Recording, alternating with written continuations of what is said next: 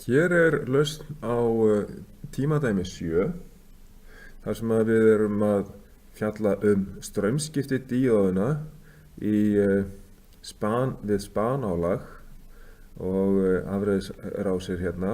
Við erum með díóðu hérna, díóð 1 og á eftir sjáum við þegar við notum týristor hérna í staðinn fyrir díóðuna. Það er spurt hérna hvert hlutverk straumskipti díóða, það eins og þessi díóði hér sem hérna tengt öfugt yfir hérna álagið. Hvert hlutverk hennar í afreiðisrásum? Þær eru almennt til að leiða spanstrauma sem myndast í spönuðu álagi. Þetta hérna álag, þetta spanaálag, þetta fyllt viðnám hérna. Þegar að spennan inn, hún fer niður í 0, þá verður straumur áfram í gegnum álagið vegna þess að það segulorka sem að í rauninni gufar ekki bara svona upp, heldur að við fáum plús hérna fyrir neðan álagið og mínus fyrir ofan, og þannig að álagið það knýr strauminn áfram í gegnum straumskiptidíóðuna þar til að segulorkan horfin úr spólunni. Svo að það heldur áfram straumur í rásinni eftir að spennan fer niður í 0. Straumskiptidíóðan, hún tengd yfir álagið, svona öfugt yfir álaginu eins og sést á mynd 5.25, og þegar álagið breytist í spennugjafa og umpólast, þess að það verður ekki lengur plús hérna ofanverðu, heldur plús að neðanverðu, þá verður straumskiptidíóðan leiðandi af því að hún leiðir forspennt þegar plús hérna neðanverðu og mínus póll á ofanverðu, leiðir spanstrauminn frá spólunni. Það ástand varir á meðan að spólan að afhlaðast, segulorkan að hverfa úr spólunni, eða þar til að spennugjafarspennan hækkar aftur. Og við sjáum það hérna á þessari mynd hér að þegar straumurinn heldur áfram hérna í álaginu, þá breytist þetta þegar að spennan fer í gegnum 0-ið, þá hættir straumurinn að fara í gegnum týristorinn og fer í staðinn í gegnum straumskiptidíóðana. Og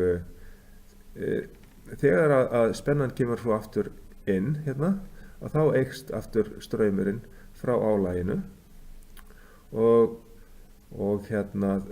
það hér, þá hættir straumurinn að fara í gegnum straumskiptidíóðana og fer í staðinn í gegnum týristorinn.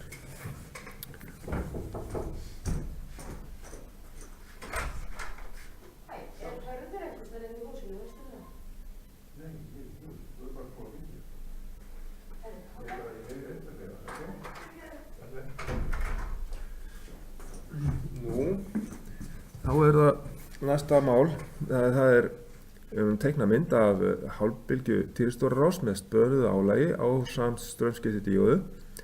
Þetta í rauninni stýrð hálfbylgju afriðun þegar við erum með einn týristor í rás og spanað álag. Og þá getum við teiknað upp mynd sem eins og mynd 5.26a í bókinni. Næsta atriði, það hérna B, við höfum að teikna mynd sem sýnir riðspenna inn, stýripúlsinn, hann hérna fyrir neðan, spennan yfir álagið, álagsspennuna, álagsstrauminn, það kemur hérna fyrir neðan, og strauminn í týristornum, það strauminn hérna í týristornum, þegar hann leiðandi þá kemur strauminn gegnum hann, og strauminn í straumskiptidíóðunni, það þessi díóða straumur hérna. Það hættir straumur í gegnum straumskiptidíóðuna þegar straumurinn fer í gegnum týristorinn, og spenna yfir týristorinn, hún hérna neðst. Við sjáum spennuna, hún byrjar að hækka yfir týristorinn þar til stýripúlsinn kemur, og þá fellur hún niður í 1,5 volt yfir týristorinn, og svo fellur öll neikvæða spennan yfir týristorinn. Hérna. Og stýripúlsinn hann kemur sem sagt við 90 gráður. Og þá að reyna að ná þessari mynd heilli hérna, svona, já, hún kemur ekki alveg hérna, aðeins meira, svona, já, þetta sé ekki nóg, jú, Hérna fáum við alla myndina til þess að passa inn á skjáinn. Fyrri myndin hérna, hún er við í líklega 45 gráður eitthvað slíkt. En við erum að teikna hana við 90 gráður. Þess vegna er ég búinn að færa sem sagt til að hvernig spennan myndast hérna yfir álagi yfir að 90 gráðum. Og þá kemur stýrpúlsinn og það hækkar líka straumurinn í gegnum álagið. Og við 90 gráðunar þá fer straumurinn í gegnum týristorinn og hættir að fara í gegnum straumskiptidíóðana í smá stund. Og þá fellur líka við 90 gráðu spennan niður af týristóttum, niður í 1,5 volt. Svo að þannig færum við til hvað gerist hérna við 90 gráður. Ok, næsta atriði, það er ef að viðnám álagsins væri 150 ohm, hver stóran straum þarf týristorinn og straumskiptidíóðan að þola. Við gerum ráð fyrir að opnuhornið sé áfram 90 gráður og spennan inn sé 220 volt. Og þá notum við formúluna fyrir stýrða hálfbylgjuafröðun. Við deilum þessum með tveimur hérna, tvisvar pi, undir þessu deilingamerki hérna. Og þá fáum við út úr því 49,5 volta jafnspennu, meðalgildi jafnspennu. Og þá getum við reiknað strauminn. Spennan 49,5 volt deilt með 150 ohma viðnámi í álaginu og straumurinn verður þá 0,33 ampere.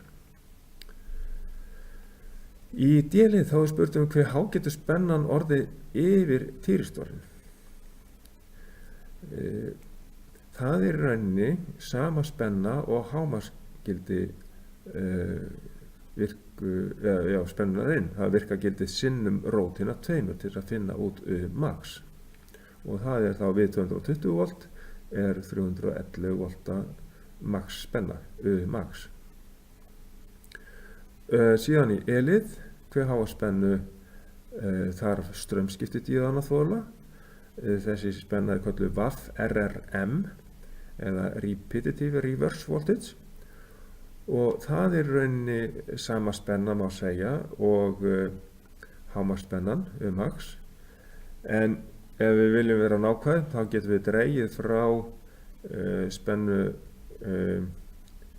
týristórsins sem er 1,5 volt. Ef við skoðum þessa rás hérna að þá hérna verður smá spennufall yfir týristorinn hugsanlega þegar hann er leiðandi að þá hérna lækkar spennan 1,5 volt. Þetta munar mjög litlu en díóðan hún snýr hérna bakspennt í rásinni og þarf þess vegna að þola hámarksgildi spennunar inn. Já, þá erum við komin í gegnum tímadæmi 7 og látum þessar upptökur lokið.